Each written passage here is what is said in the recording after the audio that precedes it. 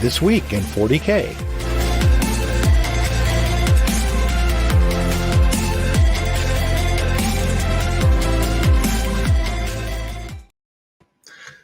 Welcome to This Week in 40K, your 1 hour update of the week of everything you need to know with the lovely and talented Billy, and also myself, Colin. Oh, I'll take lovely. I'll take talented. That was very kind of you, Colin. Well, you're going to do all the work this morning, so I thought I would get you pumped up. That's perfectly fair, but for those who don't know, Colin is not feeling his best self right now, and No. There was a chance you were going to have just me, and as I contemplated what minute 30 would look like on that, it was going to get existential and weird, but we have Colin to ground me, which is right, because that's what I do. Left to my complete own devices, things could have gotten weird. But well, now I'm sad that I'm here. If one of these weeks, a low week where not much is happening, much like this one, we can experiment with what happens when you just give Billy a microphone for an hour and no parental supervision. I'm down for that. Probably wouldn't last the whole hour, but yeah, no, I got a pig on my toes, a baby sleeping. I've discovered white noise machines. These things are wonderful. I got a lot of hype about 10th. I'm actually very roughly starting to list build, and there's still some nice stuff to do. So, lots of stuff to talk about in the 40K world. And leaks are happening. Many leaks are happening. Oh, there were leaks today? No, but there was that whole extra show we did last week. If you would like to discuss said leaks, yeah, last week the rule set dropped for 10th edition. Well, dropped. It's more like the rule set for 10th snuck out. It's more what it's like. The stores car, and from there, yeah, the stores, not the stores, but the reviewers have started to get their boxes. So. The people that are under NDA that create the videos that launch the minute that the NDA is over, that 2 minutes after the NDA is over, those people have the content. All of it is my understanding. They aren't allowed to tell me that, so I obviously can't say for certain, but I've talked to a number of people and they appear to have all of the indexes and everything, and it's there. So we're bearing down, like it's coming. And some of those people are not the same quality of morality as other people. They are neutral good, for example, perhaps, or chaotic good even. They're doing the work that we want. They just aren't doing it above board. Yeah, or in a way that's intelligent for themselves, because you can see that dude, that person's finger, and I would be surprised if that person gets released stuff again.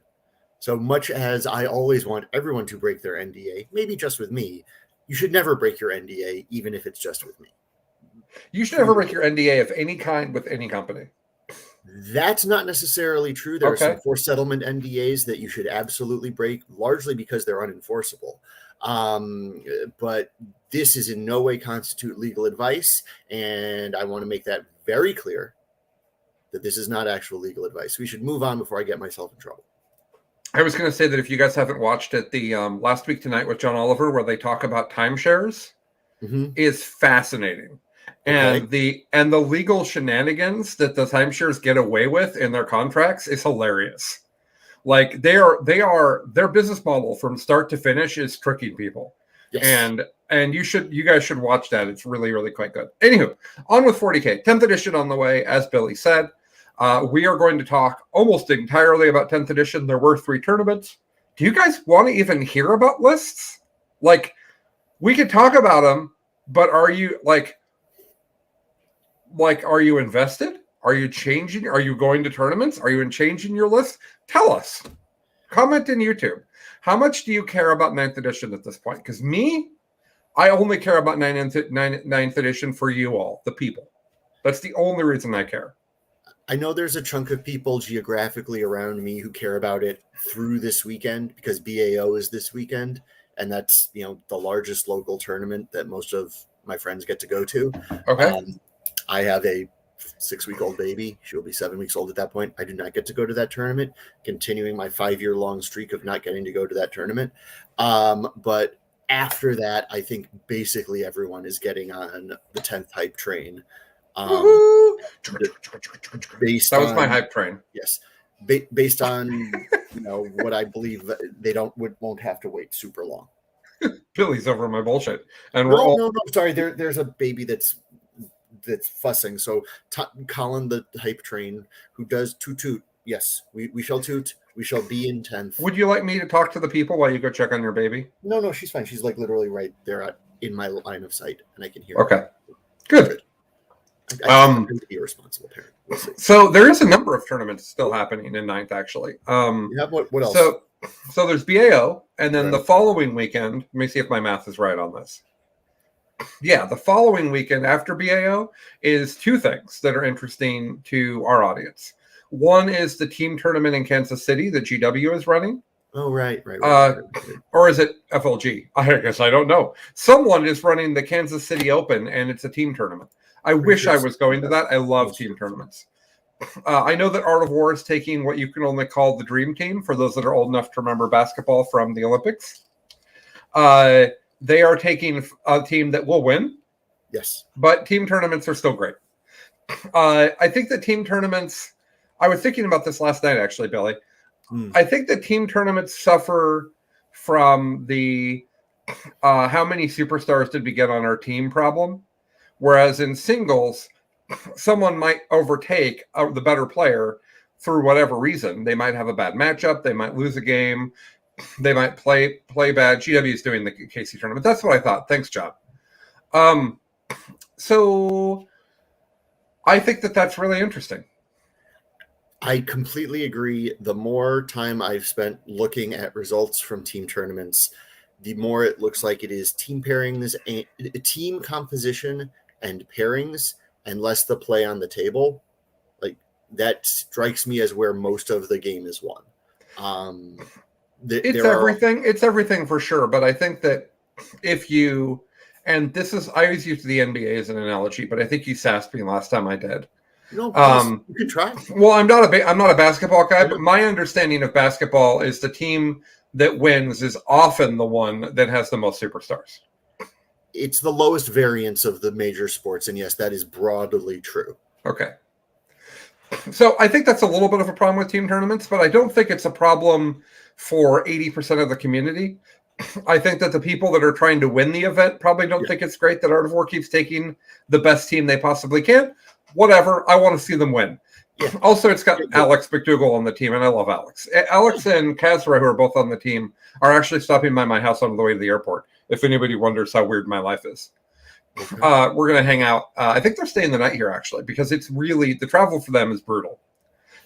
Anywho, that's weekend after this one. And then the other thing is the Pacific Northwest team tournament is happening. And we're trying, and the wonderful Chase, who has been doing the Lord's work for tournament organizing. He's added so many tournaments to our area. So Chase, who hates trains, that's a joke for people on the Facebook. Chase complains about trains. I've brought trains delaying him from work a lot, and I like teasing him about it. So I'm teasing him here. Anyways, Chase has put together this team tournament, and what's significant about it is as my team had to drop, which we'll talk about in a second, but there are 20 teams of 5 people going. Oh, nice. 20 teams of 5. That's 100 people. That's one of the largest events in the history of the Pacific Northwest. Probably like number 4 or number 5. Like, that's a lot of people. So that's very exciting. Yeah, I want it to grow. Unfortunately, and I did want to talk about this for just a minute, Billy, before we get into the news. Today I'm wearing my very old Mugu Legion shirt. This is the team that I was on when I came back to competitive 40K. There's a store called Mugu, and that's where the team was focused. By the way, when I joined the team, they had recently been the top team in the ITC. It's a long time ago now. So I did want to talk about those of you that have been longtime fans of Best in Tabletop. In the middle of the worst part, the beginning of COVID, when we didn't really know what was going on, we couldn't do Charity Hammer. And so we did Hammer Out Cancer and only use locals, and everybody was COVID tested, blah, but we all quarantined beforehand, blah, blah, blah. But we did a charity event called Hammer Out Cancer. and we raised like I can't remember. It's like $16,000, and we gave that to the family of our good friend Vincent Price, not the guy who narrates the horror movies, but Vincent Price, the person, the friend of Chuck and mine. Vince got diagnosed with what I like to. I always shorten the conversation by saying he got the awful cancer. Mm-hmm. He got the one that you don't make it through, and they gave him 6 months. And we and the family was, because of the United States and our terrible healthcare, that family was beset upon with debt. Mm-hmm. So we raised money for them, and sadly, well, there's good and bad here. Sadly, Vince passed away a few weeks ago. The good news is he made it a really long time. Yeah. He made it like 3 years, and that's probably enough that his son will remember him. And I'm getting a little bit emotional here, so I apologize, people, if I have a hard time with this. When I was a teenager, I was an a-hole, and I didn't know that at the time. I was awful. I was undiagnosed neurodivergent. I was struggling to figure out how to relate to people. It was a whole thing. Vince was one of the people that showed me love and kindness at every moment of every day. He came over to my house. He hung out with me. He told me if I was doing things that were ridiculous. And he was an amazing human. When I came back to 40K, again, amazing human. So I'm sad about this, and I wanted to share it with the community. Unfortunately, his funeral is on the same weekend as the Pacific Northwest Team Tournament. Fair enough. There was no decision to be made there. I'm going to the funeral. In fact, I've been asked to stream the funeral. So if you're an old friend of Vince's that has lost contact, reach out to me on Facebook, and I'll get you the info you need to watch it. So I guess we'll stream it on Best in Tabletop. I actually hadn't put that together until just now. Anywho, so that's what's going on. So Chuck and I had to drop from the team tournament. The rest of our team was like, well, no, there's only 3 of us.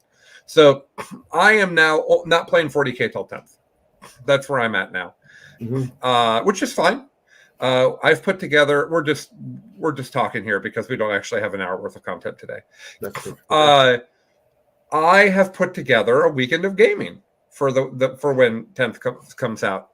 I'm sure you guys are hearing the rumors. I'm going to get this number wrong. Is it the 24th? Is that what we're telling everyone? We think that the actual copies will be in the wild on the 24th, and the pre-releases are the 10th. And I think that based on releases of other games and how it fits into the overall schedule of June, it's just kind of the things that make sense. I am saying this because I am 7 degrees of Kevin Bacon from anyone. I can't get anyone in trouble by saying that. That's my understanding of things. Unfortunately, I'm much closer to Kevin Bacon in this situation because I have a lot of friends who are under NDA. Yeah. So I will say that. What's that?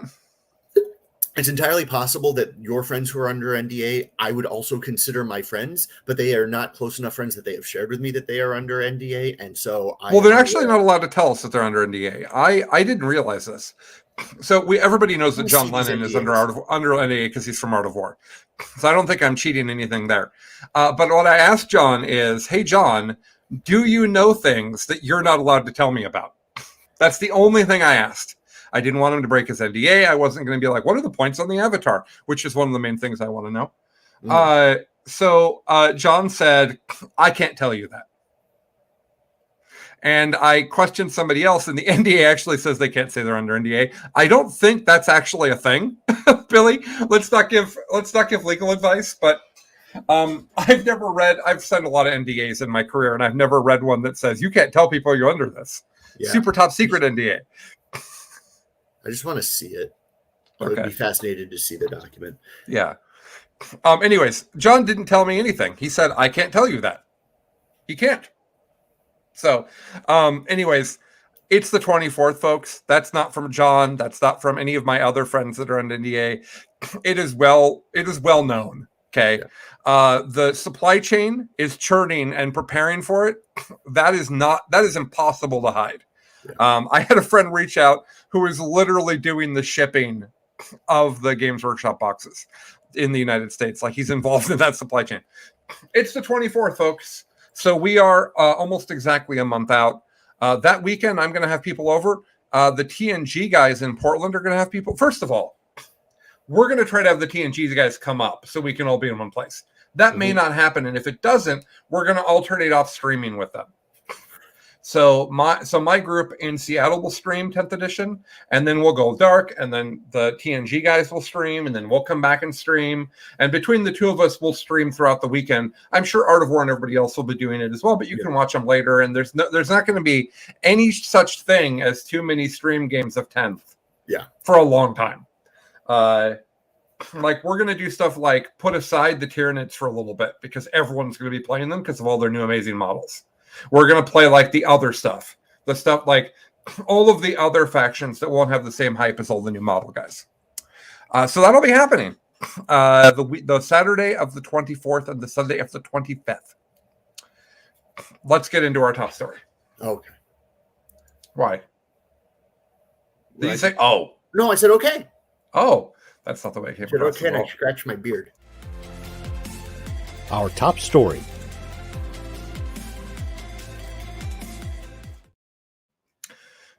This weekend, I was going to name the Best in Faction podcast No Holds Barred discussion of 10th.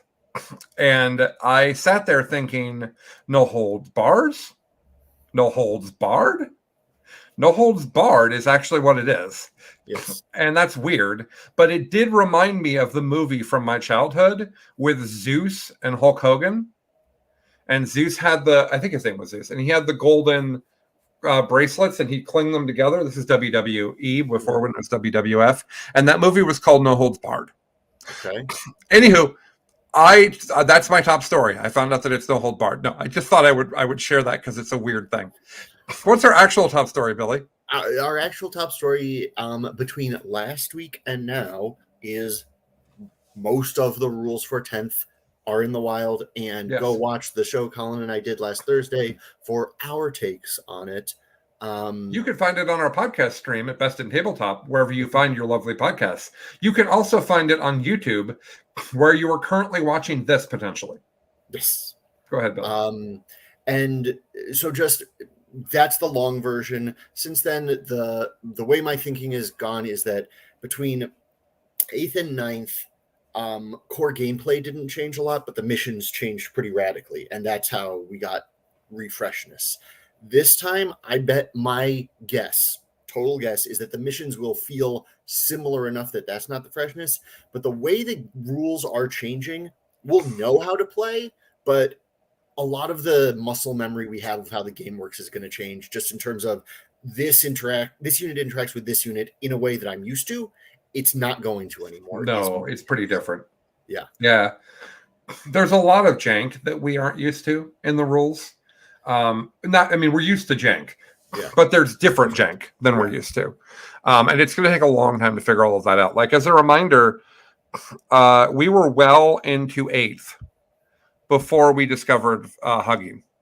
Like, tri-pointing models didn't happen at the beginning of 8th, and it was a fairly obvious mechanic. And maybe they were doing it in the WTC and stuff. Like, I was going to tournaments, people weren't doing it.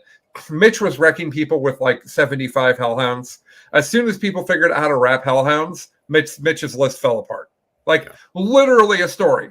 Mitch played a tournament list for 6 months, and it took 6 months in the Pacific Northwest and at LVO for people to figure out you could just charge and hug the hellhounds. Okay. So that's a pretty obvious mechanic. So I think that it's going to be interesting for 10th how we're not going to notice the jank right away. Yeah. We'll notice a lot of it, but not all of it. So I'm excited about that. And Billy's right. We went through the rules. We went through the rules the way that highly competitive nerds go through the rules. We talked about the exceptions. Yes. And the weird things and the fun things. So if you guys would like that, it's up on everywhere you could find our show. Mm-hmm. So really all we've had is faction focuses this week that's new. Correct. Right? We've had Tau, both flavors of Knights, Death Guard, and then this morning Custodes. Oh, yeah. 5 armies I don't care about. I remember now. With varying degrees of power level and potential problematicness. Really, probably only one of them. So where do you want to start? Wherever you'd like. Well, let's start with everyone's favorite fish people, the Tau, because that's what I have first on my outline. Notorious for ignoring one of the major parts of the turn, the combat phase, and they have to make up for it everywhere else. Oh my god, my piggy needs belly rubs, so excuse me as I lean over. And I think as a result of ignoring half of the phases in which you can do meaningful damage in the game, they become a very challenging faction to balance. It's hard to make a faction whose thing is we are a leaf blower into something that is both good and fun. Their new rules are basic. They combined marker lights and into what's called guided and spotted. So basically, one unit makes another unit shoot slightly better, +1 to hit, and ignores cover. And you can also, you basically can't. You can only shoot at the target unit. From my understanding of what marker lights have done in the past, this is much less. Just blanket +1 to hit, losing a point of ballistic skill on a lot of the army, so you're basically just going back to 3s to hit as opposed to 2s with rerolls. And then we saw one of the detachments. We saw Kayun. We assume Monka will come with the. This one is the which commander likes this one. Shadow Sun likes Kayun. People assume Farsight's going to like Monka. It gives you turn 3 onward, sustaining hits 1 or 2 depending on what you're doing. So certainly, all of the rules are designed to buff shooting, based on the experience that I think all of us have had playing against Tau, certainly in 9th. It seems like it is less oppressive shooting. Yeah, I guess. I think that they are a bland gun line from the rules we've seen so far. Yes. Hey, we have lethal hits and sustained hits. Yeah, so does everybody else. Mm-hmm. It doesn't. I think that the doesn't the 12 damage hammerhead have lethal hits? The railgun has devastating wounds, so that's the auto. That's the mortals on 6s to wound, right? Yeah, so it will do d6 +6 mortals on 6s to wound. That's neat. Might do 12 wounds. Might do 12 mortals to someone. That's fun. On a 6. Yeah, that's fun. In general, I thought this was one of the less good faction focuses. I don't think it showed off a lot of flavor, but that's fine. Tau is an army with cool models and a lot of passionate players, so we'll see soon enough. Well, Billy steps away. Let me tell you guys about Custodes that came out this morning. So their faction rule is in the fight phase. They get to pick a stance, and they get to do that each time. One of them is -1 to hit your dudes. That's actually pretty cool on a turn where a huge amount of close combat has engaged with your Custodes. I think that's neat. You can have sustained hits 1, or you can have lethal hits. Yep. So that's neat.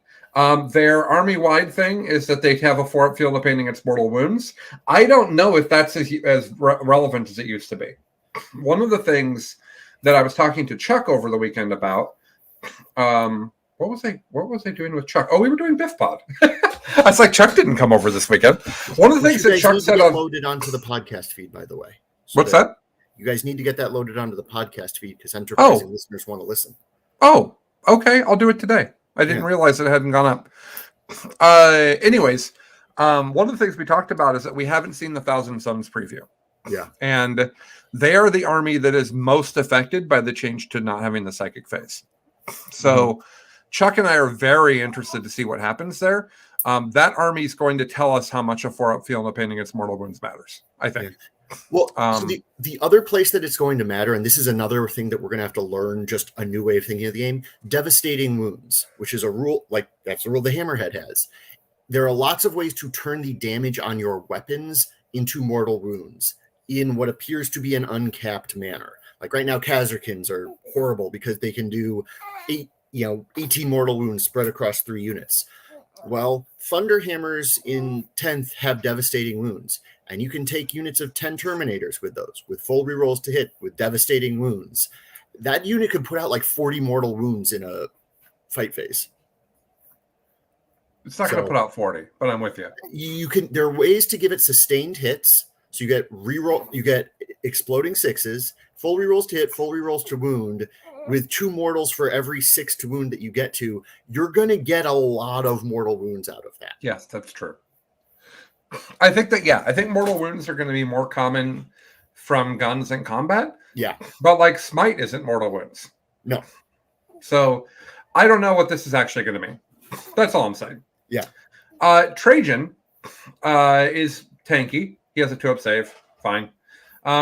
His thing is that the unit he's with ignores all modifiers to attacking.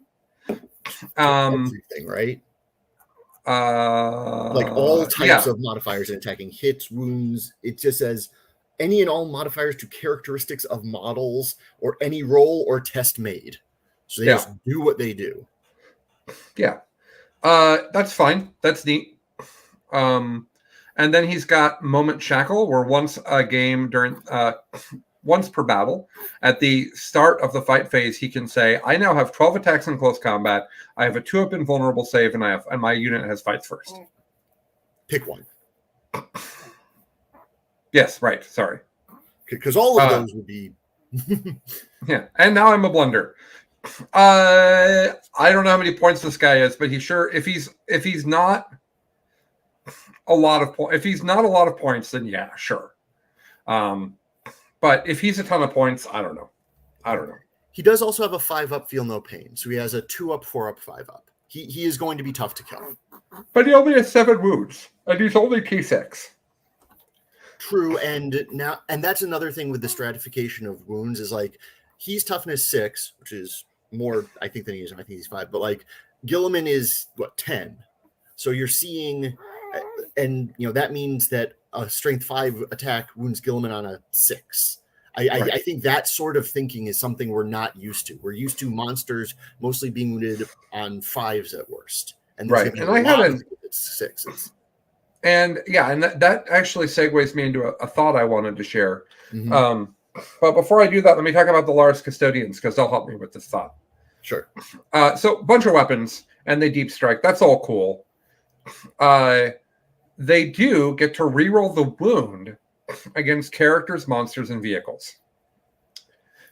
And then they have a once a game battle event ability as well, which I just realized I didn't read. It's good.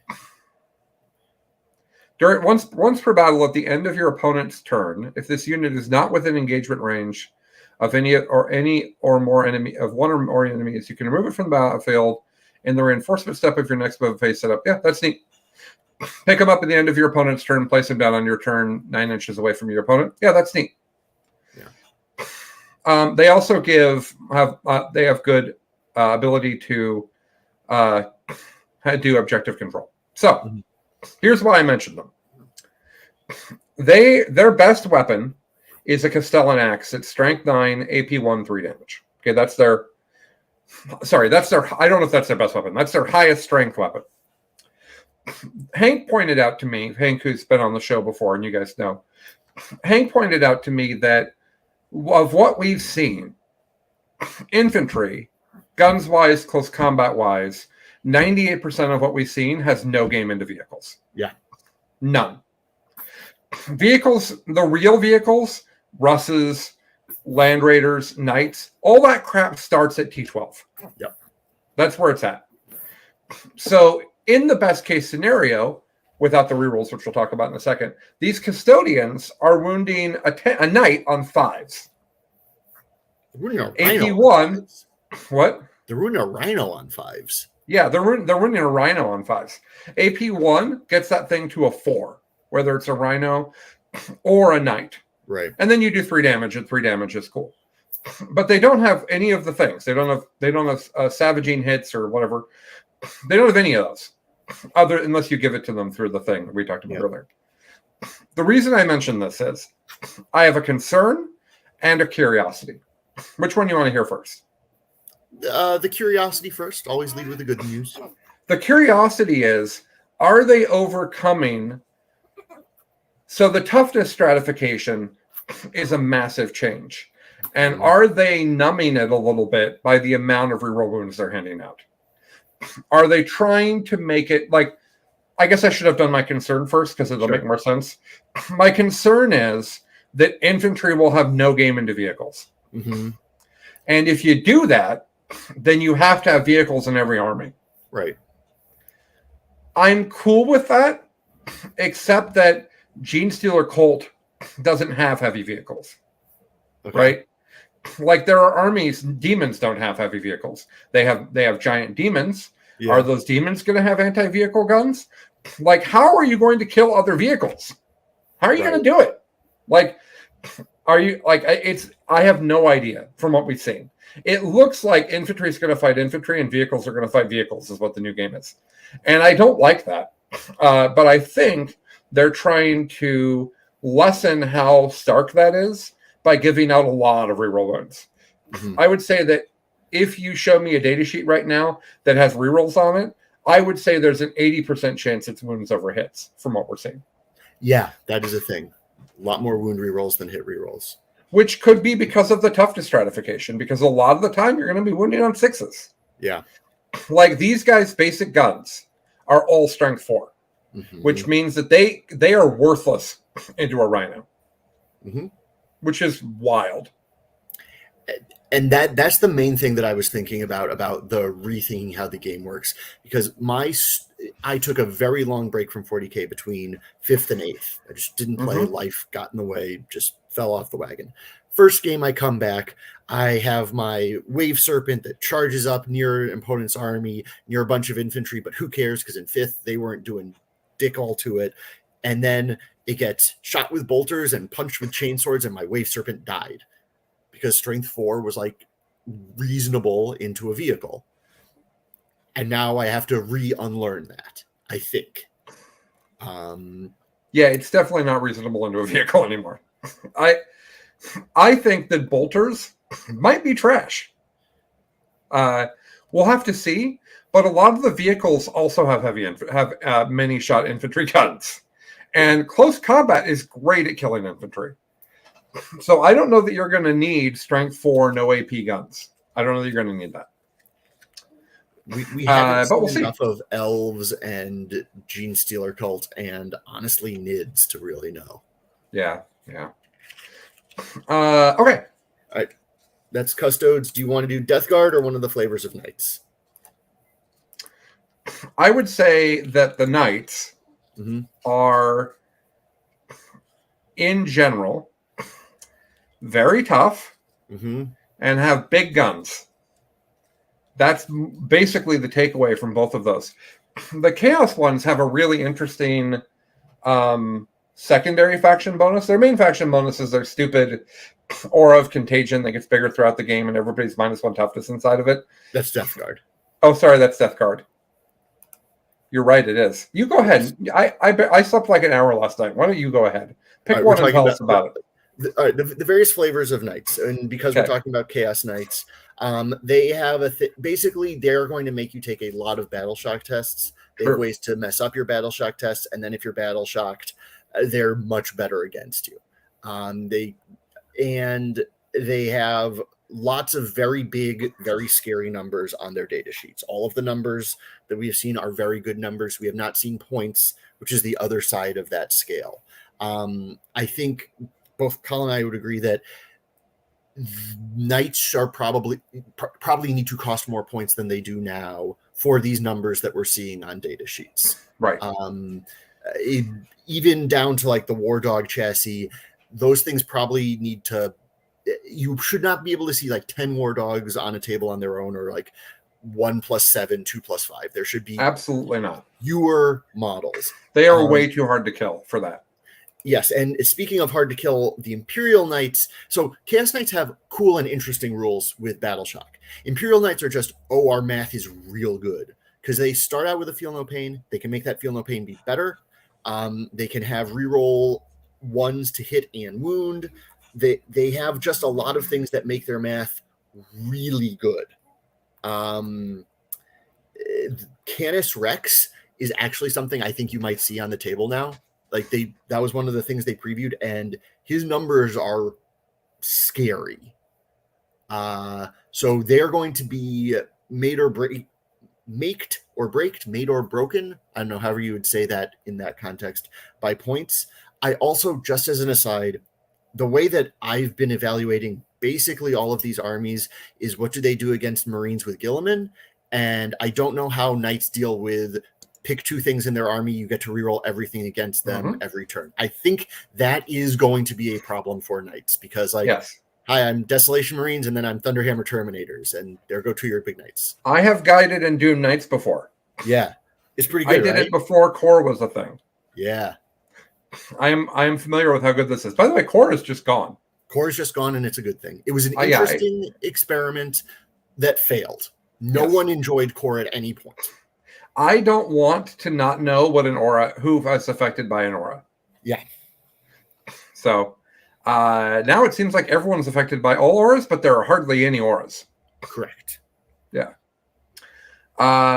Okay, so Death Guard? Death Guard are the ones that get that weird... Basically, contagions are back. Contagions can come off of objectives now, not just the units, and they work the same -1 toughness. Death Guard are slow and durable and annoying. The one thing that they have now that I think is interesting is another just sort of talking about weird rules interactions, and we actually came out of talking about Battle Shock, is that Death Guard gets sticky objectives.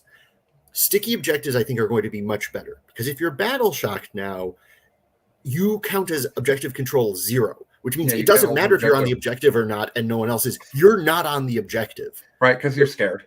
Right. So sticky objectives means you get to ignore that. It's not just you get to have the objective and walk it and go off of it. You don't get to ignore it. It mitigates that risk so much more than what it used to be now. Yes. And that in and of itself, I think, is a very interesting thing just to think about. Otherwise, Death Guard seem to get a lot of very similar numbers to what they have now, which has me concerned because a lot of armies are getting better numbers. They're very slow. We shall see. Yeah. Guess what's not as good as it was before? Toughness 5 and 6. -1 toughness. Yeah. Yeah, actually.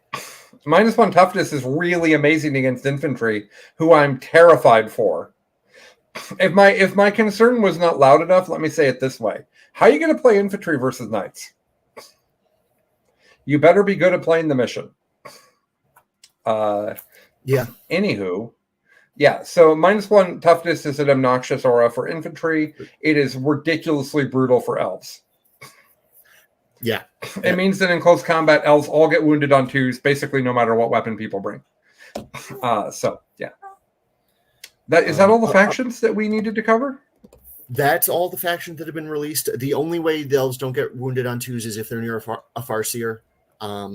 And especially if they're Wraith Blades near a Farseer, which is actually something that I think might be an interesting thing to explore. But, how do we know about this? Because Farseer's Fortune have -1 to the wound roll. So yeah, but that's for one other. That's for one of them, one of their units. Hey, their auras on everything. It's away.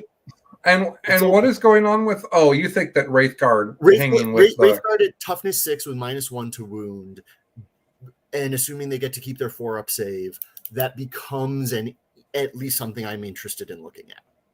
Okay. Until they get shot by all the strength 12 and 14 shooting that knights are allowed to just have. Yeah, sure. Sorry, I'm really sassy this morning, aren't I? I am not happy. I do not like knights. I am a positive person. Our network is about Ted Lasso, not Jerry Seinfeld. I am a very positive person. I try to be incredibly upbeat. I hate knights. I understand that. Here's my take on knights. I completely agree with you. Their numbers are dumb. We haven't seen their points, so we don't know how many of them they get. Yeah. And I think one of the reasons knights are popular is it's easy. You get 5 models, you put them on the table. It's simple hobby, simple monetary. But despite the fact that they're $100 and something each, they're still way cheaper than buying a traditional army. Right. But especially if you're one of those poor souls who's made an AdMech army. Or a Gene Stealer Cold army, which is effing brutal for money. Yeah. But what if they're just hard countered by putting Bobby G in any Space Marines army? Because you have 5 knights, and I get to guide and doom against 2 of them a turn, and you don't have an army after turn 3. And so that, there could be a rock, paper, scissors respectfully, thing. And cordially. Yes. I would like to disagree. Okay, I'm curious. We are not talking about a meta and what's in S tier. Okay. I don't care right now if somebody has a hard counter if they're terrible for everyone else in the game. That is a fair, yes. I think And both of after these things are reading true. in particular the Imperial Knights thing, Yeah. I don't know what their points are. I'm not trying to be alarmist, but I will tell you that infantry are not killing that from what we've seen. From what we've seen. Infantry are not killing knights in close combat or shooting, from what we've seen. They're going to auto wound on 6s, and they're going to get more wounds. Like, there's a lot of special abilities. Like, you will actually do it.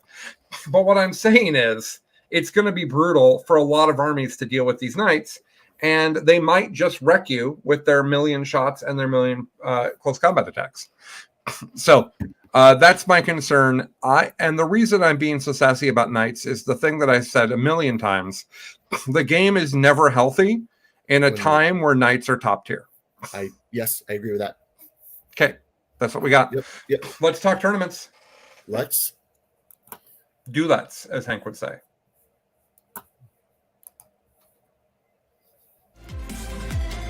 What's winning?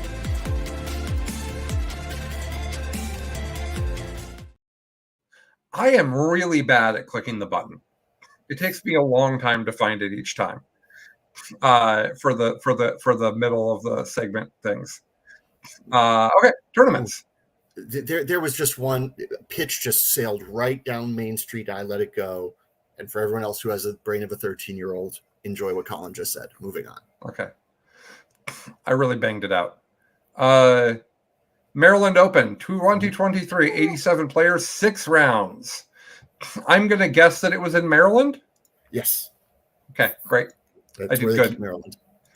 Yeah. I wonder how many people that aren't from our country have any idea what we're talking about right now. It's a state. Yeah, but it's not one that anybody talks about.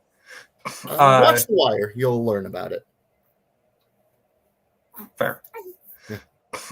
By the way, my wife hated The Wire. We did not make it through the first episode, and it was devastating. I was all in. I'm watching the first episode. I'm halfway in. I'm thinking we're going to watch all of The Wire. I'm going to get to see it again. And it was way too much procedural talking for my wife. And I know that it's not a procedural. Anyways, moving on. Yeah. So TJ Lanigan won this. Congrats to TJ. TJ rocked demons. Bellicor, Fluxmaster, Lord of Change, horrors of pink and blue varieties, people who shoot fire, and 3 screamers, which I still don't understand because Chuck told me they're trash and Chuck is smart. So, as you can see, I'm going into incredible detail. Congrats, TJ. You took the things that are good from demons and you won a tournament. Huzzah! Second place. Second place was Matt Laura. Matt, for those that don't remember, was the final game for Richard Sigler at LVO year before last, but that was with Custodes. Mm-hmm. Evidently, he's an Eldar player, so now I like him like 20% more than I did before. And he's got himself an Ulthway list. And Billy and I are just like, really? Ulthway keeps winning. Okay. That's where we're at on it. I did play some in prep for the team tournament. I did play a bunch of Eldar, and I do see why they're good right now. But I think against the SSS tier, like the best, I don't get it. Yeah. What does this army do against Iron Hands? I don't even know. Mm-hmm. So, Eldrad, Farseer, 3x5 Rangers, Dire Avengers, Fire Dragons, Banshees, Scorpions, 5 Wraithguard for 200 points. 3 Shining Spears, 5 Warp Spiders, and Warlocks. Now, one of the things that's interesting about this list is it might actually be able to do the Aspect Warrior secondary. I have some lists that are similarly situated. Yeah, so congrats to Matt for second place. Third place is Mark Hertel, who's I always think of as an Admech player, but he's playing better Admech, also known as Iron Hands. Yep. Chappie, Lieutenant, 2x5 Infiltrators, Contemptor, Relic Contemptor, 3 units of Scouts, 2 units of 5 Terminator Assault Squads, 10 Desolation, 5 Devastators, Drop Pod, Storm. Okay. Storms instead of tornadoes. That's cool. What's interesting about this is he only has 3 units of Scouts. Oh, one of them is 10. So he can combat squad that one. Okay. That explains how he had 4 units of Scouts. Yeah. Because that's not legal. Fourth place is Jesse Melvin, the first person of the tournament that I don't know. So I will use gender-neutral terms, as we've been trying to teach ourselves to do. Yes. They took guard with Born Soldiers, command squad with the Finial and the Bulgren Bodyguard, Leontis Psyker, Primaris Psyker, Tank Commander, 2 units of Cadians, 2 units of Kazarkins, 10 Ratlings. Cool. 5 Ratlings, rather. 5 Ratlings. Dudes on horses, 2x3 mortars, Russ. Actually, 2 Russes there, 2 more Russes, and another Russ. So 5 more Russes. Okay. That's just the meta guard, is all that is. Mm-hmm. Yeah, so that's the biggest tournament of the weekend. Let's hand it off to Billy to talk about the other 2. War Games for Warriors 2023 40K Major. 72 players, 6 rounds in. I didn't write this down, but it was somewhere in Utah, I think, based on who was there. Won by Scott Rumpel. Scott played Space Wolves. Scott played a Space Wolves army that I like almost everything in. The bike captain with everything, including both warlord traits. 5 infiltrators, Judiciar. 15 Van Vets with Lightning Claw and Melta. Thunderhammer on Sergeant. 15 Wolfen. 18 Skyclaws, 10 Desolation Marines, and 7 Longfangs with 5 Grav, Multi-Melta, and a Terminator. This is MSU Hell. Everything trades up. It is very fast. And Desolation. I enjoy the fact that Desolation Marines in big squads are best in Space Wolves because Keen Senses, a rule that was absolutely not intended to make indirect fire cracked, makes indirect fire cracked. Yeah. A rule that was written when no one had ever seen a Desolation Marine before. Yeah, or contemplate. It's like theoretically so that long things can come in out of outflank and still shoot. Not so Desolation Marines can hide behind a wall. Anyway. I wonder if Desolation Marines are going to be good in 10th. They're a new enough miniature that I think I would bet they get a very similar data sheet.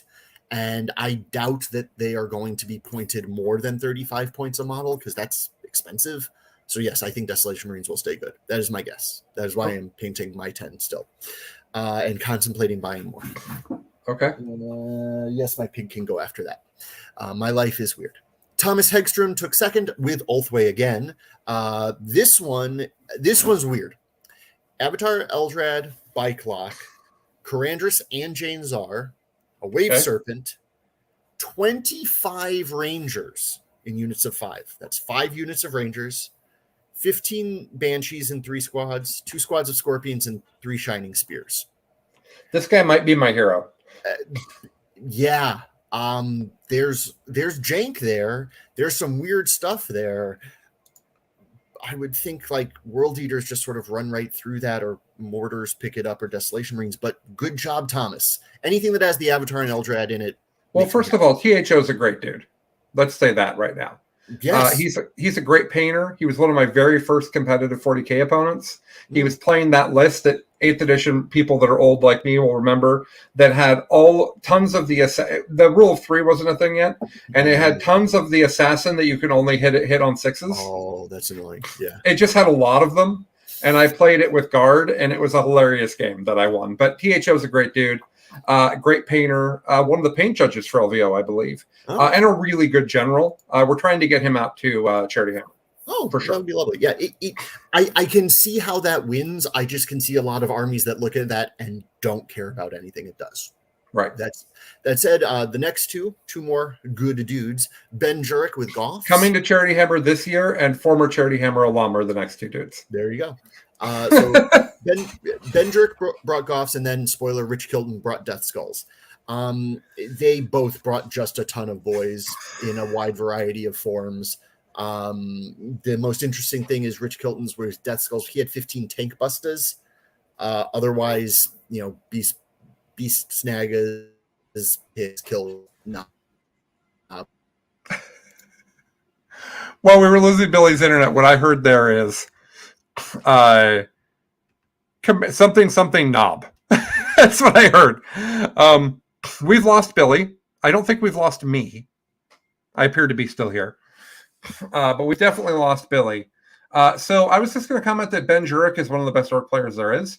And we like to have orc players at Charity Hammer, if you guys haven't noticed. So Ben's coming up to Charity Hammer. Great dude. Been hard on orcs for a long time. That sounds terrible. And then Rich Kilton sadly can't make it this year, but you guys know how much I love Rich. And he also had orcs as well. I'll take over the final tournament for Billy because he's not here.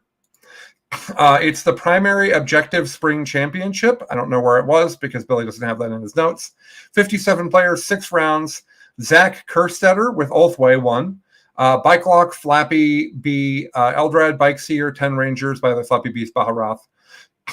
10 and 6 Dire Avengers, 5 and 5 Banshees, 3 Shrouds, 5 Spiders, 3 D Cannons, Serpent, Light Shadow Seer, 5 players, DJ of BS, he says. I get that. And 3 bikes. Yeah, I actually was testing Eldar with Harlequins. It's nuts. So good. I don't know what the deal with this tournament is, that the top 2 players both are Ulthway players, but congrats to Eldar. Second place is Joel Davis, also with Ulthway. He has the Avatar who keeps showing up. I wish I knew why. I'd love to play with the Avatar. He seems overpriced for how not durable he is in the current meta.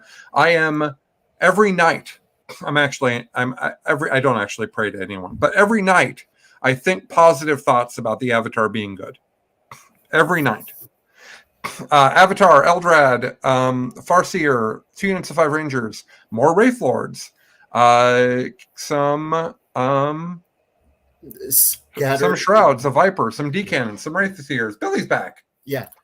So you got to Joel Davis's list, which was just Wraith Lord spam? Yes. It's 5 Wraith Lords in the Avatar. Yeah, both of these Eldar lists are very suspicious to me. These generals must be amazing. Good job, guys. Yeah.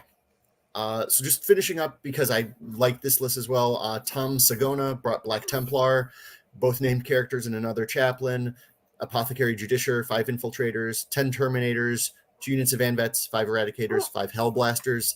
I would love... Black Templars are high on my list of things that I would like to be good in 10th, mostly because I got off them right before they got their cool new HQ minis, and I would love to paint those up. Okay. All right.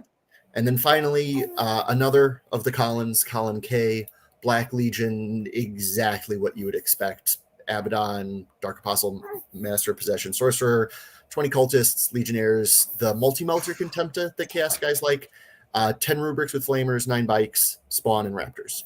Mm-hmm. That's one of the better Chaos Space Marine armies you can make right now. Spoiler, I really hope we're talking about my best 40k friends, Chaos Space Marines out of BAO next week, but we'll see how Trent does. Yeah. My wife and I have talked about it extensively, and my break from tournament play, where I haven't been able to go anything, is over. Oh, good. My wife thinks that I am not going out and getting enough social. Mm-hmm. She's right. Yeah. I am a social creature that does not social. I used to go to an office every day. I weirdly miss it. So my not going to tournaments is over. We have found dog sitters, which is one. I have a dog with a health problem. I can't just leave him alone, and I can't just give him to any sitter. And I can't leave him, even though my kids are getting old and they're teenagers, and I can leave them home alone. They are not attentive enough, and I also don't want them to have to deal with when the really bad seizure that might kill the dog happens. I don't want my teenagers to be the ones who have to deal with that, because if the dog dies, I've broken my kids. Yeah. I'm trying to be careful about that. That's actually, I've not talked about that before. That's a big part of why I don't get to go to tournaments, because sometimes the dog sitter just cancels the day before and I can't find anybody else. And my wife is working like 100 hours a week at the businesses that she started. So I can't be like, stay home on your weekend, which is the best time for your business. Anywho, we have dog sitters, multiple of them set up. We have better medicine for the dog. We are set up. And the reason I'm mentioning this is I'm going to say right now, for God and world to hear, I am going to go for Best in Faction Colin next year. Ooh. I'm never going to be the best in the ITC. No. I am never going to win Super Major after Super Major. But I am good, and I win a lot of stuff, and I am going to travel some. I would like to be the best Colin in the ITC. Colin McDade will have something to say about that. Yep. Colin K is doing well. Colin Ward is doing well. Colin Watts is doing well. I had that wrong. One of those guys is more a painter than a player. They're both good painters. There's a lot of Collins. This is funny to me because in my life, other than when I worked at Best Buy and there were 5 of us for some reason, in my life, there have been very few Collins. Like right now, I have no one in my world, in my immediate world. I have no Collins. There's no Collins on the Discord. There's no Collins that I worked with at MuleSoft. So the fact that there's like 5 of us that are all pretty good at 40K is hilarious. That is so. I'm going to try to be best in class Colin. That's my plan. The other thing I thought I would share before going out is I am bored in my life right now. I'm unemployed. I was part of I haven't talked about this. I was part of the many rounds of Salesforce layoffs, and the market for software sales is bad. So I'm interviewing and I'm talking to people, but it's going to take a long time. I want to hobby. I want more of my stuff to be hobby. The problem for me is I hobby with goals. I need to know, it doesn't have to go to a tournament, but I need to know that I'm going to play with the thing. Mm-hmm. So last night, I'm thinking about it. John and Delicate says, unfortunately, I have to compete with John Lennon for Best John. That's tough. That is rough. That is a much harder road than Best Colin. I could try to be Best Billy. I think that's actually a reasonable goal. There are other Billies. There's a couple other Billies. All right, I'll take a look at the standings. I'm going to ask you every week if you're the best William. That's just what I'm going to do. Wilson. Oh, I'm sorry. Best Wilson is actually probably even more doable. Yeah. But I might have to change how I'm registered. I knew that. I apologize. No, that's fine. I'm just going to call you like Billifred. I'm just going to start making Billy into longer, more formal names. Bill Thwart. Sure. Yeah. Bill Dexter. Okay. I was just going to comment that one of the things I'm going to do for hobby is I'm going to think about things that kind of have to be played with.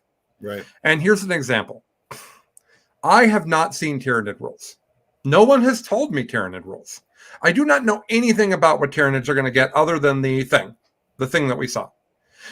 I do, however, think that Tyrants, Flyrants, Walking Tyrants, Swarmlord, I think that they're all only going to be added to Tyrant Guard. Okay. This is an assumption I'm making, but that is what Tyrant Guard literally do. Right. That's it. That's all they do. They've never been particularly good in combat. They're always fine. They're very durable, and they keep your Tyrant safe. My Tyrant Guard aren't painted, so I'm going to paint them. Are they going to get played with? Who knows? But I'm making an educated guess that if I want to play Tyranids, I'm going to want at least one unit of them. And so I'm mentioning this because you might be in the same boat I am. And you want to do hobby, but you don't know what to do hobby on. Think about things that way. Think about things as, oh, well, I know that hitting big targets for infantry is going to be hard. This guy has a really good gun against that. I'll paint him, right? So also characters that you know you're going to take as well. That's my hobby tip from the guy who's bad at hobby. Billy, any final words? And that note, paint up your Gillimans. You really think he's that good, huh? I think he is obnoxiously good and single-handedly solves the problems that you're identifying. Okay. With that, that's This Week in 40K for May 23rd of the 2023s. We will be back next Tuesday to talk even more about 10th. And I'm going to say that the Tuesday after that, we stop talking about 9th. Okay. Yep, I think so. I don't think there's going to be big tournaments immediately before 10th. I will say that in July, like right after 10th comes out, is the Tacoma Open, which is a more than 100-person tournament that I am going to. Oh, good. And that's going to be wild because we're not going to have any idea what the meta is by that point, I don't think. So it might be that Space Marines are killing everyone and the rest of us are countering them. Like, there's all types of stuff that could be happening. So thank you, everyone. He's Billifred. I'm Colin because somebody has to be, and we'll be back next week. Thank you, everybody. We love you. Bye-bye. Bye-bye.